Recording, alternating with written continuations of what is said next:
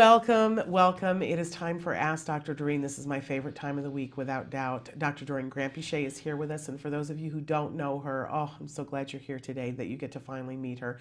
She is a true expert. I think the preeminent expert in the field of autism. She is the founder of CARD, also the founder of Autism Care and Treatment Today. She has been working in this field for a crazy amount of years. Yeah, very long. A crazy amount of years. You wouldn't know it to look at her. But working with individuals all over the spectrum in terms of abilities and capabilities and age, from very small babies up through senior citizens. And we're fortunate that she's here to answer your questions as often as we can on a Wednesday morning. We do like to remind you that there is no expert in any field, but especially the field of autism, that could give individual specific advice in this format. So when you send in questions, send as much detail as possible, and Dr. Granpeesheh will give you a brief tour of what she knows, which is amazing, and help you to maybe know what the next question is to ask, or help you so that when you go and sit with the individual who is actually has eyes on the client, then they will be able to, you'll have a higher level of conversation and get more done. I hope so. We'll be able to give some initial guidance, right? Absolutely. And thank you and good morning, and it's always lovely to be here. Well, thank you and good morning. You look stunning as usual. Thank you very much. I don't know why you say these things to me. Well, because you're so nice. You do. You. I'm trying to focus on what it is I'm trying to say, and I'm like, look at her skin. Her skin is so good. Oh my gosh! No, thank you very much. So anyway, today is one of those days because it's rainy and it's just been a little bit. I said to somebody this morning, today is one of those days where at some point you're doing something and you look in your sleeve and you pull a sock out that's there from the dryer. It's that kind of day today. We've all had those days. That's for sure. It's that kind of day. So here we go. I want to start out with a question that came in on our live feature. I have a niece that was diagnosed with autism 2 weeks ago. She's 22 months old. She lives in Chile, I think is how you pronounce that. And doctors said autism does not have a cure, but her mom had found on the internet with a diet free of casein, gluten, and soy. Her nutritionist doesn't believe in that diet, but my sister wants to try. The baby accepted cocoa milk, but the nutritionist says that she should be getting milk because all the nutrients that it has. How does baby it's the sock and the thing. Okay, now baby does not want cocoa milk. What should her mother try? And thank you. First of all, I am excited for you that you have a diagnosis at 22 months and that you're reaching out and finding resources because that bodes well. Yeah, absolutely. Good job. And I would say, this is it's still somewhat of a controversial issue there are people who believe in these diets and there are people who don't. Bottom line for me is that I generally find that casein doesn't do very well for me or my children and a lot of kids that I know here. And casein is the protein in milk, so in cow's milk. So I've never had casein in my house for as long as I remember with my kids. My son, when he was very young, used to have a major, dark rings and a complete allergy to milk. And so we took him off and, we put him on soy, but then very quickly, because he's a boy, switched over to almond. Now, coconut milk is actually really, really good. I don't know what the nutritionist is referring to calcium, but you get a massive amount of calcium from almond milk, for instance. So if you can put the baby on almond milk, if the baby can tolerate that, then it might be the way to go. If it's a girl, it's a niece, so you could definitely try soy milk if it doesn't make her too gassy. You could try rice milk if it doesn't make her constipated. Or coconut milk, which is fabulous because coconut actually has a lot of immune types of, it supports your immune system. So it's not a bad idea to try the coconut milk. Okay. And, as you said, it's a controversial issue. Yes. I can tell you that when my son was diagnosed, he was 2.5, so I always forget how many months that is. I'm not good at the math thing. But he was diagnosed at 2.5, and we started a gluten-free, casein-free diet. I was already allergic to wheat when we put him on the gluten-free diet, and I had been allergic to milk as a child, but then, was able to tolerate milk later on.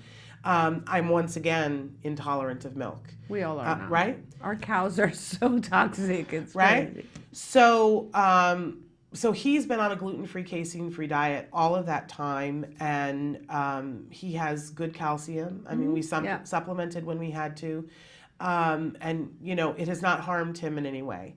And yet it helped him in lots of ways. I know lots of families that say we tried it and didn't get much of a result. But I know more families that say, oh my gosh, behavior turned around. Oh yeah, my child was able to learn more. Illness. One of the biggest things I think with getting off cow's milk is I often find families will tell me that their child no longer has upper respiratory infections, so like colds, back-to-back colds. A lot of kids, when I see them, the first thing that makes me think maybe there's a milk allergy is like dark rings. They're completely congested all the time. There's a lot of mucus production. And so you talk to the parents and you're like, have you ever tried this? And honestly, if there is going to be a benefit, it's very easy with cow's milk because you essentially stop drinking it for about a week. And then you take half a glass and you drink it and you'll have a very different person. Yeah. And if you do have a very hyperactive, out of control person with just half a glass of milk, you know that there's a reaction going on. I think a lot of parents report to me, and I mean, honestly, Shannon, if there wasn't something to it, we wouldn't have all these other sorts of milk available now. Right. You remember 10 years ago, you couldn't go to Smart and Final and buy soy and almond and coconut and everything, rice and so on. Now you go anywhere, you can buy all of them. Yeah. So we know there's an issue with cow's milk. So, and for the baby, you really only want calcium. And so you could also, like what I did back when my oldest daughter is 22 now, was a baby. I used to actually order liquid calcium from the pharmacy.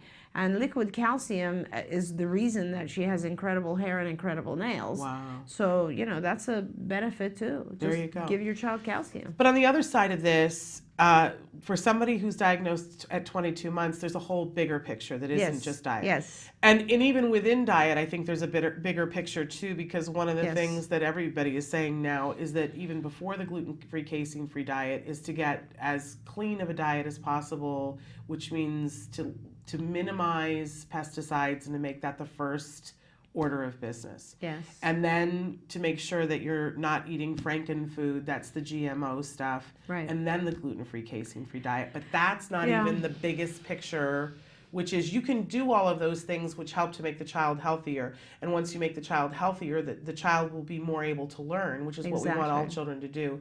But talk a little bit about what they need to be. Yeah. So, and just to go back for a minute, you're in Chile. So in Chile, you're going to get a whole different type of food than we do here in the States, which is kind of a good thing. It's exciting because really you will have access to a lot more farmed foods that are pesticide-free or very low on pesticides. So I think if it was me, the number one thing I would do is I would avoid I would definitely go after farmed foods so that I would not be giving my child a lot of toxins, pesticides, and all that sort of stuff. And as Shannon said, what you're looking for is to just build a healthy child. You're trying to get the child's immune system, you're trying to get the child's gut to not have inflammation so that the child's immune system is functioning well, so that the child doesn't get ill or does have pain or inflammation or all that sort of stuff, so that they can learn fast. So, and then you need ABA, and your child your niece is 22 months, which is fabulous, as Shannon said, and it is a wonderful, wonderful time to start with a full-on ABA program.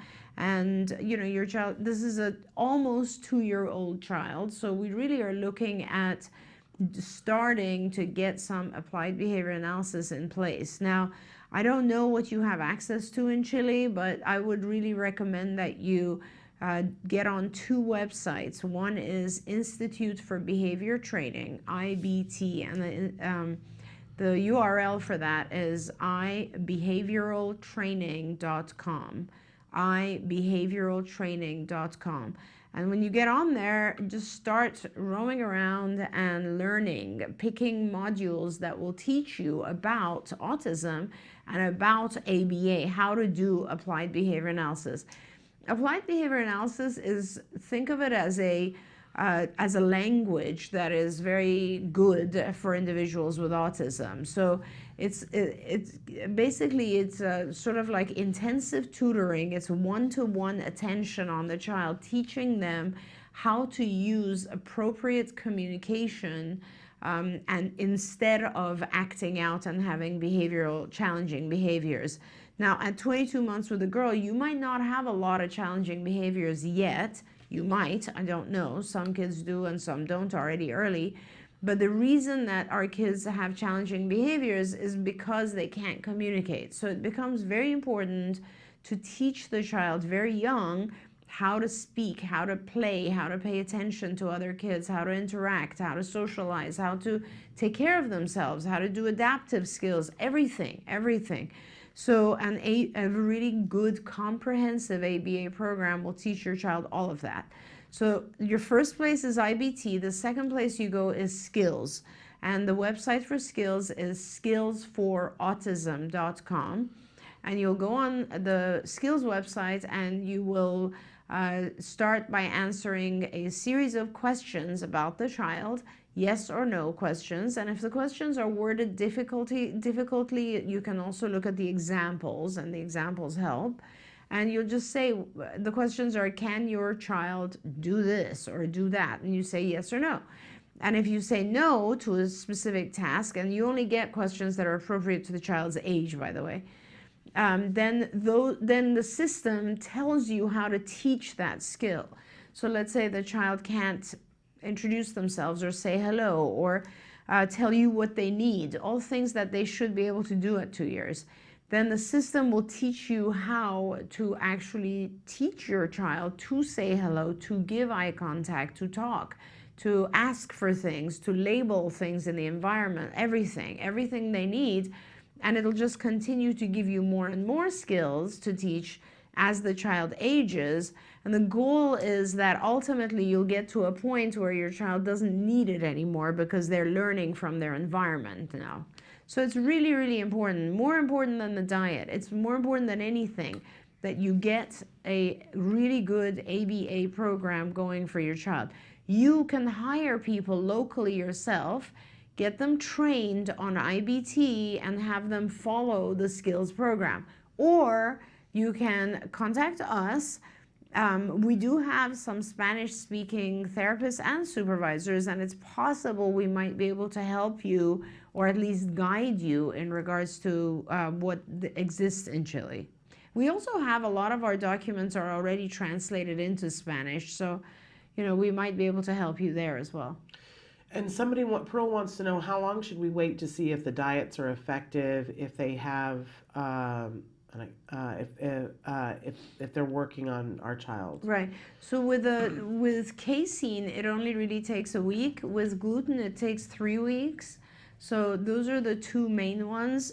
Soy, corn, kids are allergic to different things. I mean, you can also do sensitivity testing, which will often also show this type of thing, but that's a blood test, so a lot of people don't want to do that.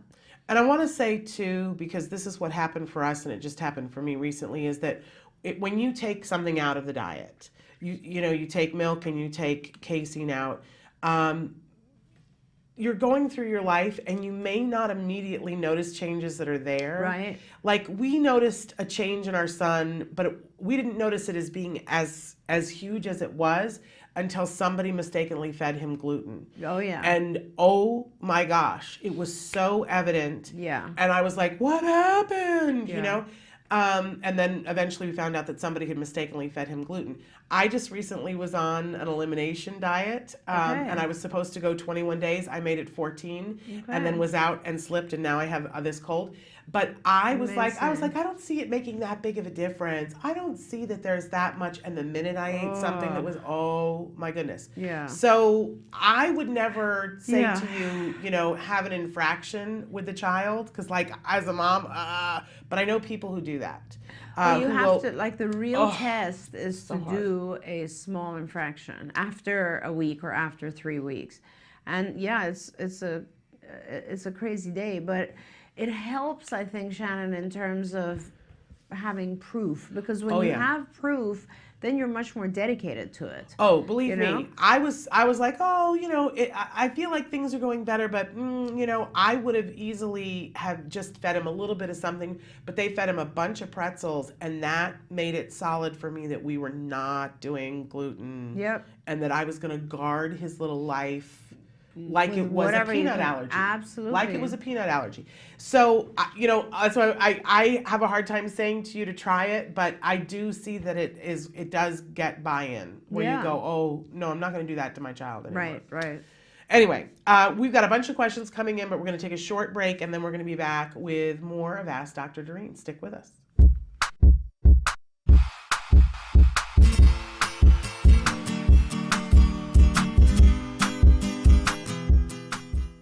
Hi guys, welcome back to Smarty.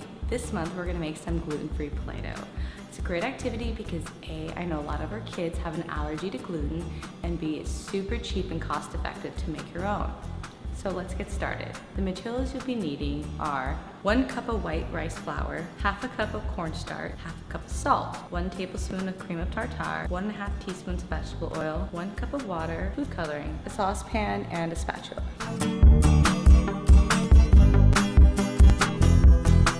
So as you guys can see, I'm in my kitchen because I'm going to be using the stovetop to make the Play-Doh. First what I'm going to do is I'm going to take my pot and fill it up with all the dry ingredients, okay?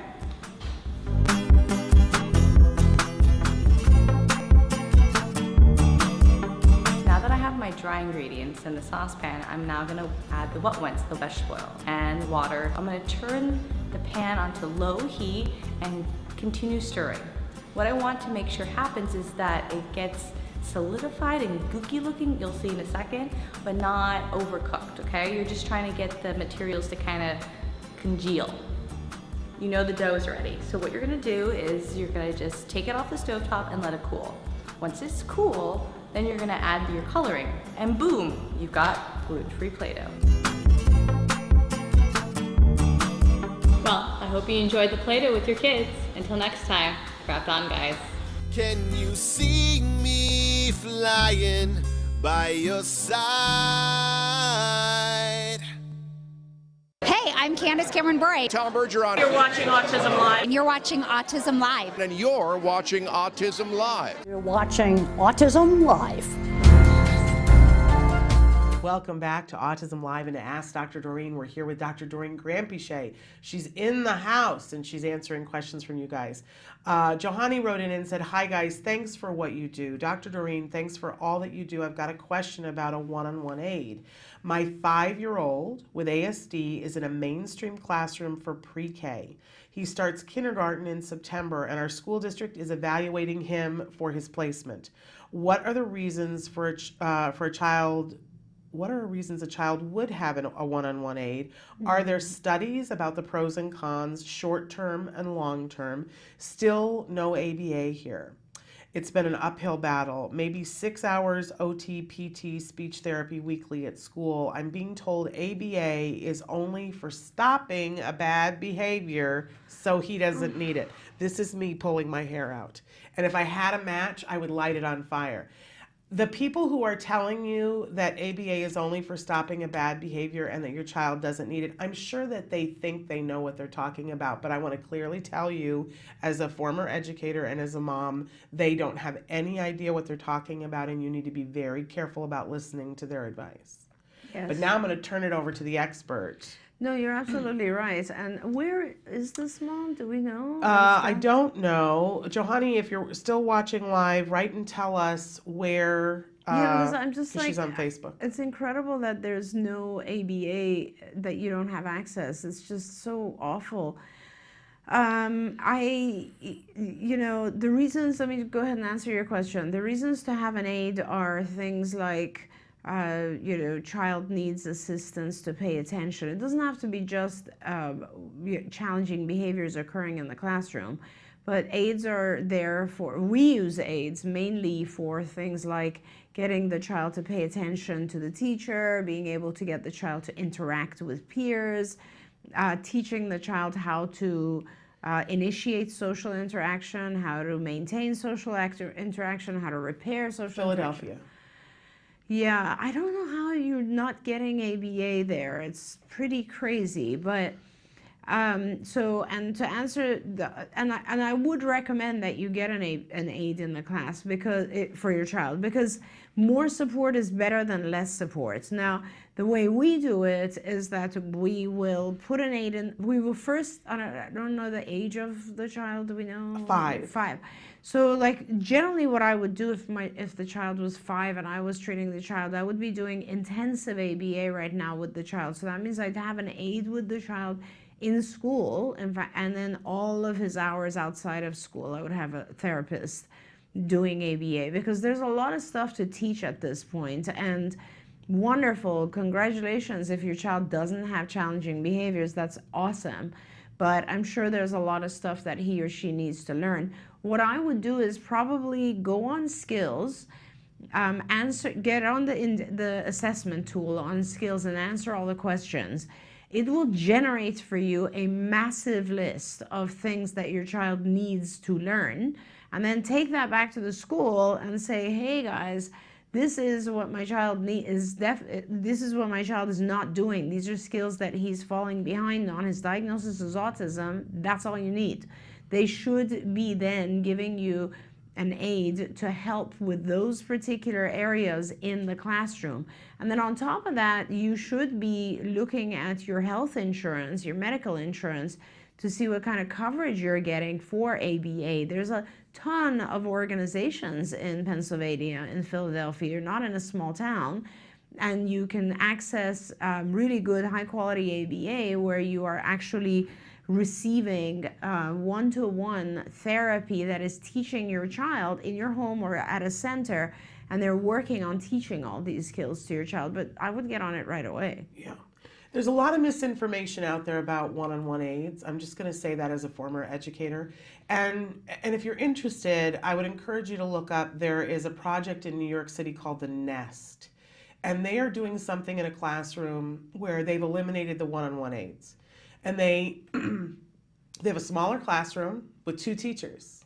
And the 2 teachers are able to redirect kids. Yeah. And they have more time to be able to do things. Most schools can't afford to do that. And so they don't. They have 45 kids in a classroom and they stick 1 teacher in there. And I'll tell you what happens is either the teacher flounders because they can't redirect the student to get them back on task, or they don't have the skills because they haven't been taught how to redirect quickly and then be able to move on to the next child. Some people just can't do it. It's a lot. Or a whole bunch of kids who don't have challenging behaviors get ignored. I mean, exactly. If your child doesn't have a challenging behavior, the teacher is dealing with the kids who do have challenging behaviors, so your child essentially gets ignored. Yeah. They never learn anything. So this is really, really important for you to actually push. Like, please, and trust me, nothing will change unless you push. Here in California, years ago, parents really, really pushed to get all the services that they're now getting in schools. And even today, I'm still shocked when as I told you recently, I did a bunch of diagnoses up in Madeira area, farm country. God and bless you for doing that. Yeah, sure, no, seriously. And we had 8 kids that we looked at, that we did diagnoses on, and let me tell you, every parent had at some point been told that your child probably has autism, but nobody gave them an official diagnosis, and then nobody gave them any intervention. So these children are in school, and the school is telling them that we're giving you 1 or 2 hours a week of ABA, which does nothing. Like, ABA is not like speech therapy where the standard is 1 or 2 hours. ABA is very comprehensive, and you have to do 25 hours a week, so it's a lot of teaching. Okay. We're going to take a short break, and then we're going to come back, talk about this a little bit more, and a question that I've got to get to, so stick with us. Hi, Lisa Ackerman back with your Talk of Facts, the autism journey questions and answers that you need to help your child make the progress they need. I'm here to talk to you about one really important item. A lot of people ask me the question, well, Lisa, I want to see this specialist in another state.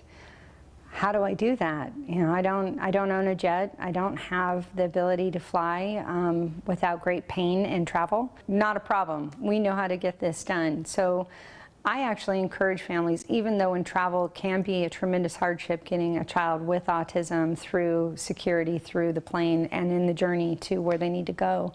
We have a whole white paper on TACA about how to travel with special needs kids. So it can be done. So travel, we know that can be expensive. Not everyone has an unlimited supply of cash for air flights. We love and work with this group called miracleflights.org. They're fantastic.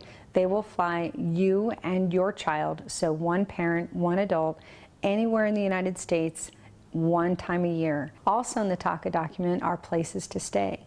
So often you will have people in your life that love and support your family and don't know exactly how to help. Ask them to gift you their travel or their rewards cards or coupons for hotel, rental car. That's a great way to be able to get maybe a hotel room that has a refrigerator or a microwave and that's close to a Whole Foods, so you don't have that added cost of going out to dinner, especially if your kid has a lot of allergies. It's important to note that there's not a pediatrician or a specialist by every Starbucks in the United States. Close does not always equal best. So I bring up the travel point so you know that travel is possible, number one, and often it's really going to help you get down the road faster for your kid and getting the answers you need from the specialist that knows what to do. So don't be afraid to travel. We're back. My earpiece is not working, but we're back. All right, I want to move on to this next question here. Hello, my son is 7 and is mildly impacted with autism. Excuse me. He goes to a regular ed school and loves reading and math. He struggles with writing, and his handwriting is very difficult to read. The toughest times of day are recess and PE. He's gotten into trouble for hitting other kids and never seems to remember he hit another kid, and also doesn't have any empathy about the incident. Even if the kid is crying and my son gets into trouble, he has zero reaction. The biggest issue is that he sees things that aren't there and gets very worked up about them. It happens at school and at home. He will describe in detail things he sees and sometimes cries really hard. Sometimes he sees people dying or getting killed, violent stuff. He is not on any medication, gets good sleep, and has a healthy diet. And thanks for reading my question. This is a tough one. Sending you a hug. Yeah, it is tough. It's always tough when our kids get into trouble. Here's my personal take on this, and I might be completely wrong because I don't know your son, but and forgive me because I don't want to come across in any way like I don't want to tell you anything that might make you think, oh, she's wrong, what does she know? It's the type of thing that I've heard before, and it makes me just come to this conclusion. So I'm just going to give you a possibility if you would think about it, and if it's absolutely wrong, write in and we'll consider other options.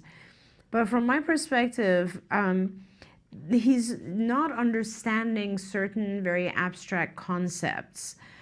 Such as, for instance, empathy, you know, how his actions, so which all of this stuff leads back to the theory of mind deficit, which really is hard for some of our very advanced kids who have a hard time understanding other people's perspective.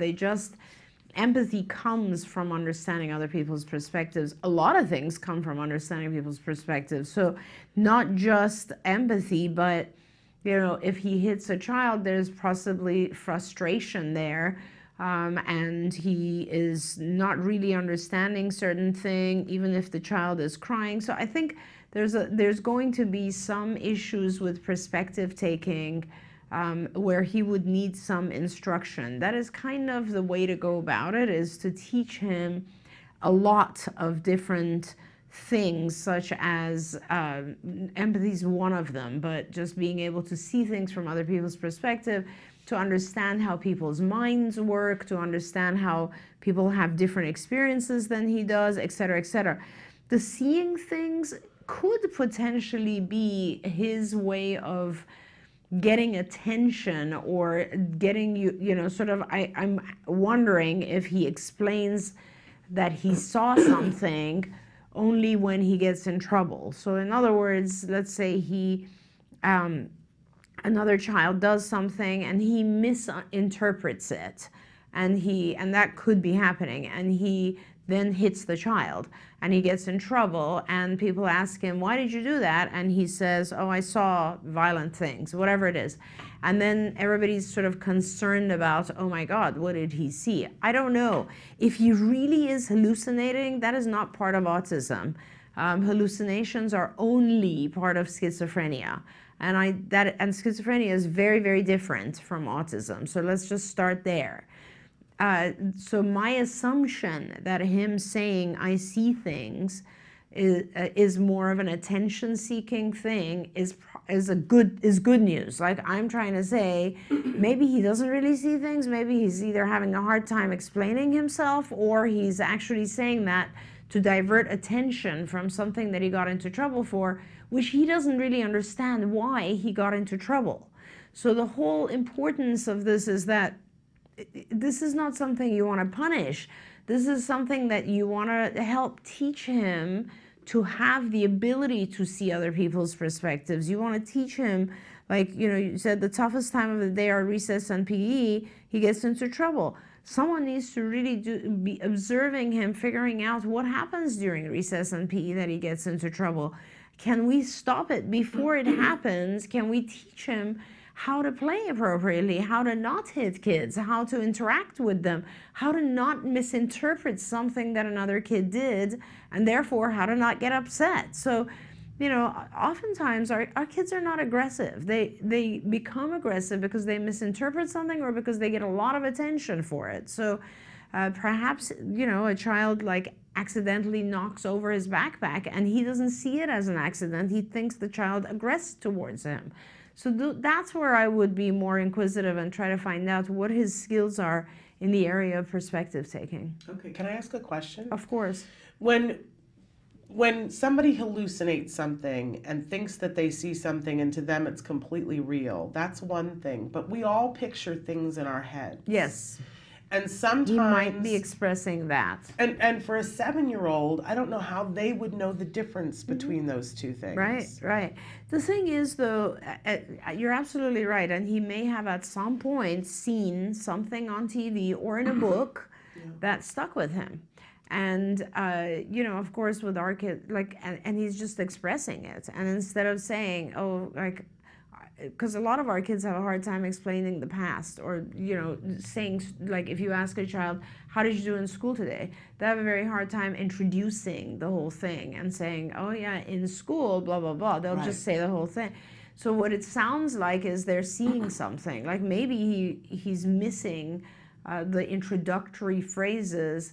Yeah, I saw this thing in a book and it just stayed in my mind. Or and even it's just really in their bothering imagination. me. I remember having to explain to Jem, Absolutely. You have a movie screen in your head, and while you were talking and doing things, that movie screen has stuff on it. Yes. And nobody sees that but you. And he was like, they don't? Yeah, yeah. And I was like, yeah, no, they don't. Right. And everybody else has a movie screen, bud. Absolutely. And he's like, and they have stuff on their movie screen. And I was like, yeah, and it's totally different.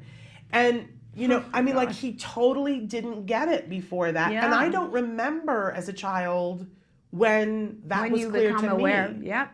So the whole concept of separate minds is a very gradual thing that happens, and it's generally around age 5, 6. Wow. By 7, you definitely have a separate mind, and you know it. So, because at 5 or 4 even is when we start to lie. When you start to lie is one of the first signs that you know your mind is separate from other people's minds. So for this child, it's entirely possible that he's not able to express that he's having imagination. Every child has some sort of fear, right? Right. And if he's not able to express it, it's possible that it's coming out this way. Okay. For sure. So But a lot of questions. Yeah. But the whole thing about the fact that, you know what I love about this, that you're able to identify that the tough times are recess and PE. That screams information. Definitely, and that's where you should be looking. It's unstructured time. He's feeling pretty lost. He doesn't know how to interact with the kids. It's noisy. Yeah. There's a lot of things about recess and PE. It's physical. These are things that might be bothering him, you know? And the rules all change during PE. Oh, yeah, Think it's about the whole thing that unstructured. you're supposed to sit there in the desk and keep your hands to yourself, and then all of a sudden you have PE and people are climbing all over each other. Absolutely. And it's different rules, hard Yeah. for kids. Yeah, Okay. and also just imagine how he's getting worked up about things, right? So on the other hand, if you have a good behavior analyst, they can also teach him how to calm himself down. Like Yeah. if he really imagines stuff that's freaking him out, he can be taught how to do breathing exercises and calm himself and revisualize something positive. It's just a very simple step. Anytime you see something bad, pull out a little book that I've given you that has pretty pictures or things that you like, good things that are written about things you like to do. You know, so there's ways to distract. But so, and don't worry about, like, I really would rather, I guess my personal preference here is to think that it is not hallucination, but rather it's either you're having a hard time expressing yourself or you're just actually diverting to some other attention-seeking thing. I love that. Because that's easier to get a handle on. Oh my God, by far. Okay, let's take a quick break, and then we're going to be back with more questions. Stick with us. What is autism? What is autism? What is autism? What is autism? What is autism? What is autism? I've been asking myself that for a very, very long time. Let me think about that one. Trying to, Let me think. Oh man, that's a rough one. Yes. Autism, Autism is a neurological disorder that affects many of our kids in different ways. It's a learning disability that affects the cognitive functions of the brain. A lot of people have the misconception that it's a disability, and it's really not. I look at it as like a special gift. When one person thinks differently from another. It's an opportunity for everyone to learn to understand someone that's a little different than them. Autism is the ability to educate. They're given so much talent in different areas. To me, autism means a chance to be with and be around people you really care about. Autism is beautiful. It's a way of seeing the world differently. Always unique, totally intelligent, and sometimes mysterious. Happiness that comes out of my son's hard work. It's a movement. Unpredictable. Abstract. Awesome. Love. The field I want to work in. Laughter, fun, joy. Autism is beautiful to me. I want you to remember these 3 words. There is hope.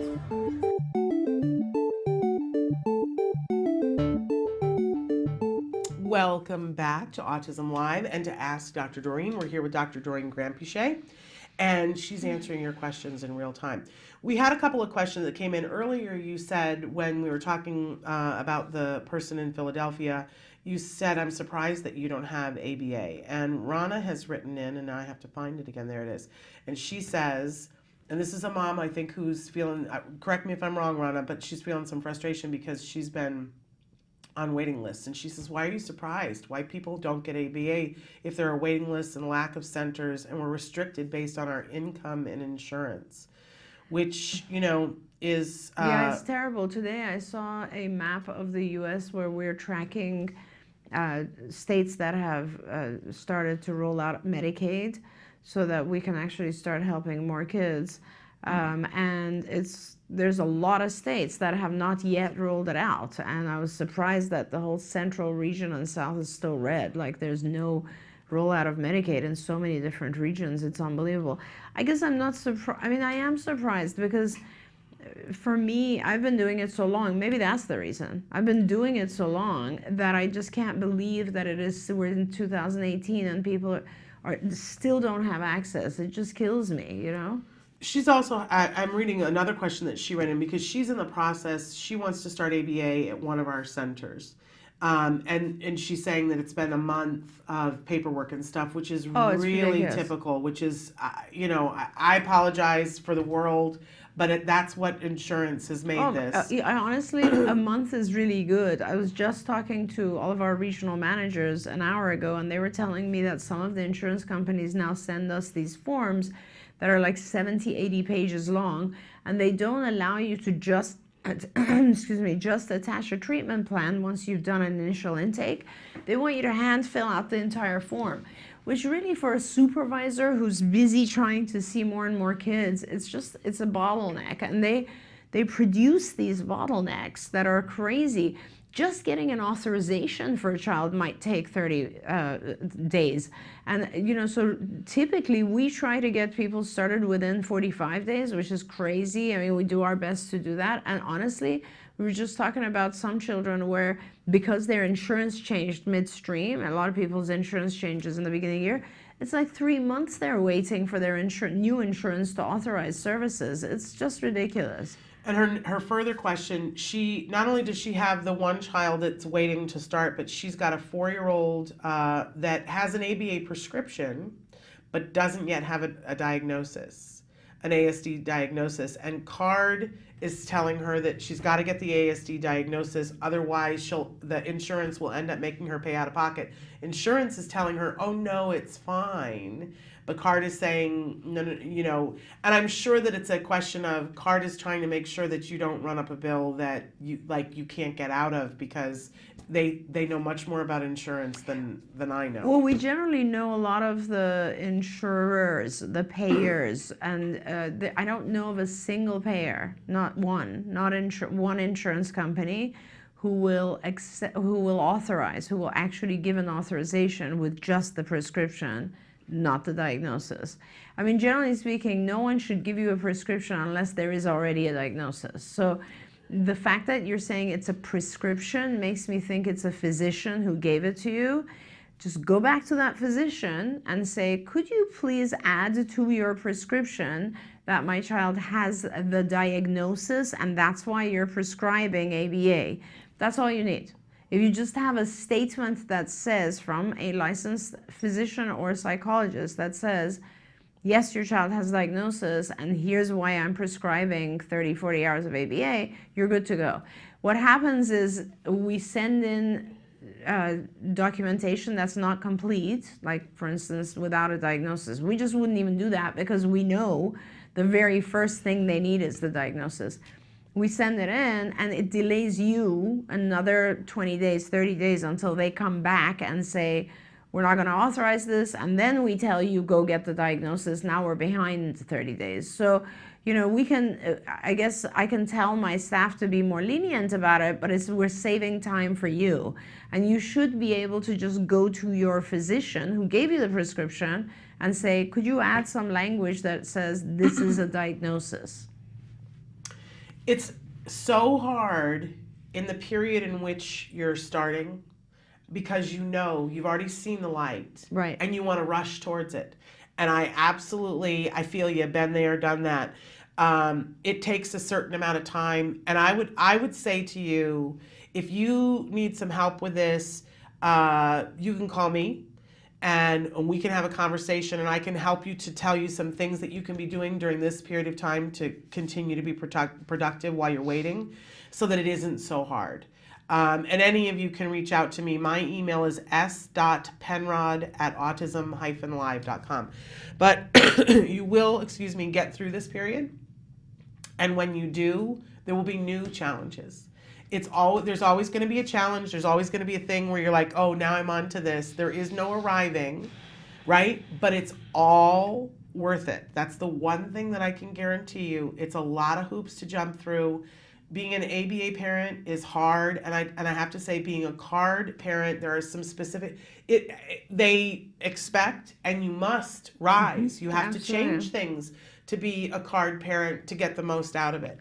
And it will be hard. It is so worth it. If there was just, there's that thing that Oprah likes to say to people, what do you know for sure? The one thing I know for sure, and I get goosebumps when I say it, it's worth it. Everything that you're going through and all the frustration you're going through right now, Rana, I promise you there's going to be a time when you're going to go, Yeah, that was hard, but it was worth it. It's worth Yeah. it. But if you need help to get through, you don't have to do it alone. Reach out to me. I understand because I have been there. I have walked that walk. And I will say that sometimes like our people become too rule governed too, because they've just had so many insurance companies tell them no, no, no, no, no. And that's what we've developed a whole department who just, their only job is to fight insurance companies. Yes. So if you do have someone who's just being rigid or you think they're being rigid, please let Shannon know and we'll go over there and say, hey, you know, you should maybe try to get this in. I find that 9.9 times out of 10, it's that they were doing it for your best interest.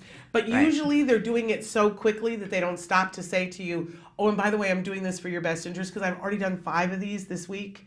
And I know that they all get rejected. Yeah. And somebody ended up having a bill and I don't want you to do that. But they don't take the time to do that because they're so busy helping everybody. But I can sort that out for you. So feel free to reach out to me. You know, we can do this together, right? I always say, hold hands, si se puede. Okay, Rosie says, hello from Austin, Texas. I have a 10-year-old son with dual diagnosis, Down syndrome, and mild ASD. Vocal, bilingual, smart boy, but he has troubles talking about his feelings. Well, isn't that most boys? It's not, or is that a bad generalization? Oh my gosh, that's so true. He says, they go on to say he is rigid with schedules and routines. He just cries or gets aggressive when day is not perfect, but never talks about it. He has only 2 hours a week of ABA, and that is mostly consultation. Thank you for your advice. That just makes me want to cry.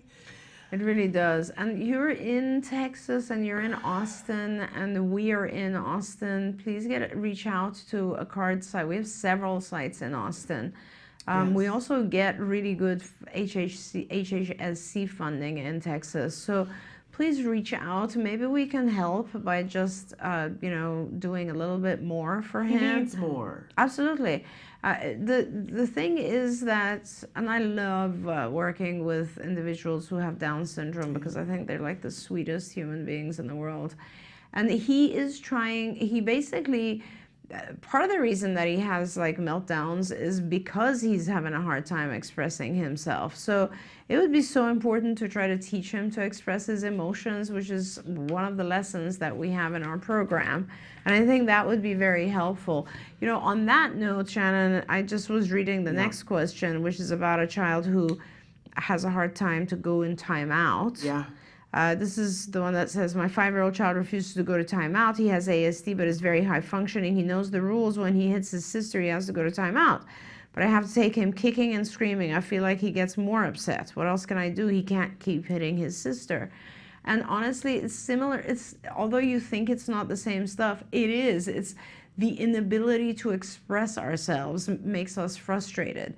For this child, the child with Downs and autism, he gets frustrated, he cries, or he gets aggressive. This child, he's hitting his sister. There's a reason, and it's not enough to, we don't want to just wait until the behavior happens and then punish it with something like timeout. It doesn't work that way. What we need to do is not like the child suddenly thinks to himself, oh, I won't get frustrated next time because I don't want to be put in timeout. Their frustration is so great that that being put in timeout doesn't matter. So what you have to do in this situation, for instance, is to actually pay attention to when he's with his sister, what instigates the hitting. Maybe he's just trying to get her attention. Maybe he gets upset if she takes away a toy. Maybe she's too loud for him. Maybe it's a million maybes.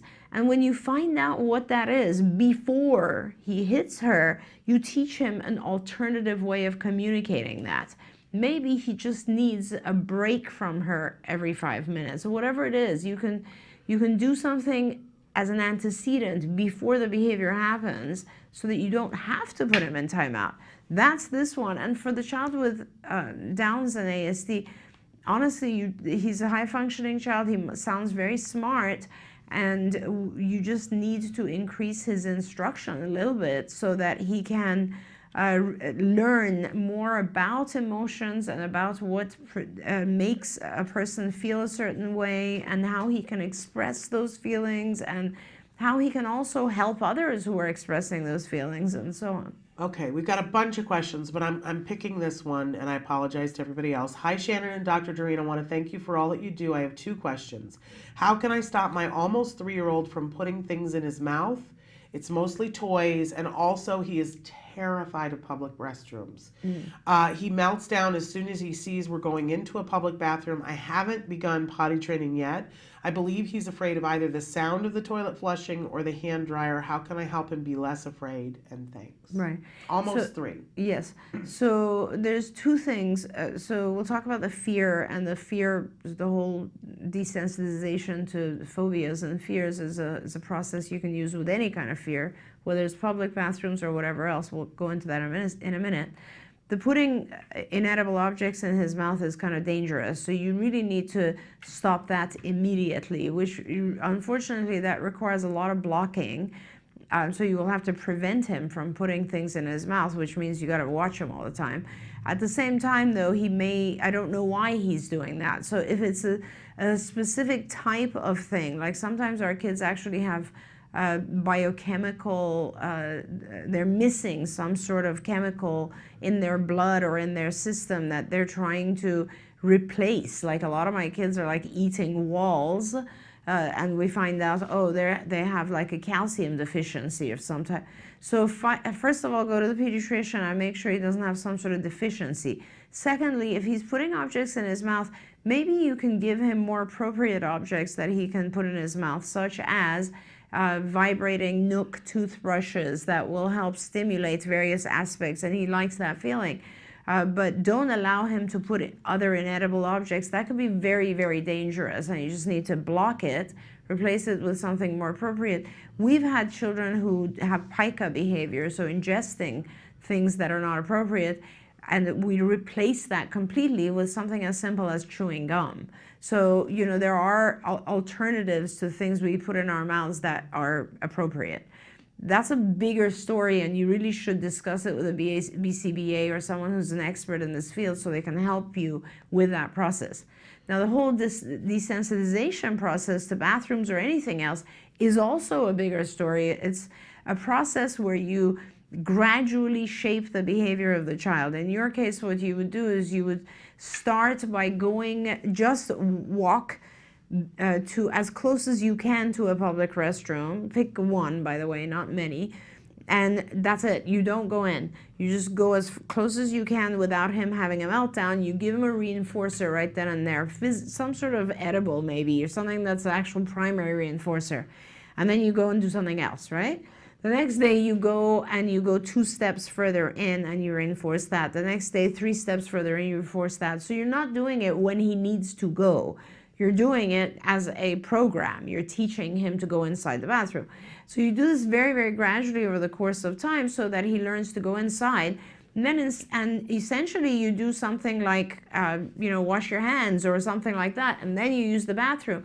And if you think it's the sound that's bothering him, give him his own noise-canceling headphones. A lot of our kids benefit from noise-canceling headphones like Bose headphones or any other noise-canceling, and teach him to use it not just in the public restroom, but anywhere where a loud sound is about to freak him out. Teach him to put it on when he needs to calm down, or when he's going into the bathroom. Put it on, turn it on, go to the bathroom, use it, and come out. But it's a shaping procedure. You have to do it very, very gradually. And if he starts to have a lot of reaction around it, you will teach him also how to take deep breaths, to relax, to visualize something else that is calming, peaceful, etc. while he's doing it. And then there's the other side of it that I've heard you talk about before too, that if the headphones aren't going to work, correct me if I'm wrong, but we've talked before about recording the sound that's bothering them, yes, and then giving it to them and letting them control what the volume of it is, starting it solo, playing it in the background when you're in the car, and then slowly notching it up, but letting them be in control of if they need to turn it back down, that they Yes. can get desensitized from that Yes, as well. I'm guessing it's like the sound of the flush. Like in public restrooms, those automatic flushes it can are be very intense. terrifying Yeah. for kids. Yeah, and they're automatic, so the child doesn't know. You need to give him control. Like, I think what scares the children is usually that they don't know there's a light sensor there, and it goes off, right, and it freaks them out. So once he's comfortable going into the restroom, I think it'd be important for him to like be able to play with it so that he can set it off. Oh yeah. And then if he has some sense of control over it, it becomes less scary. Wonderful. And we do want to say, because you mentioned the thing about pica and gum, but that's for older kids, not for a 2.5-year-old. Yeah, No he's a gum for little 2.5. guy, so you can't give him No gum, but you can give him lollipops. There you go. I like that. Especially the ones, the methyl vitamin B12 B ones. yeah, I love exactly. those. Okay, those are Revita Pop. They're tasty, and it's methyl B12 in them, which is a very good thing. Okay, so we're out of time. Unfortunately, we don't all these more questions, but I appreciate you so much more Thank than you you so know. much, Anna. Always a pleasure.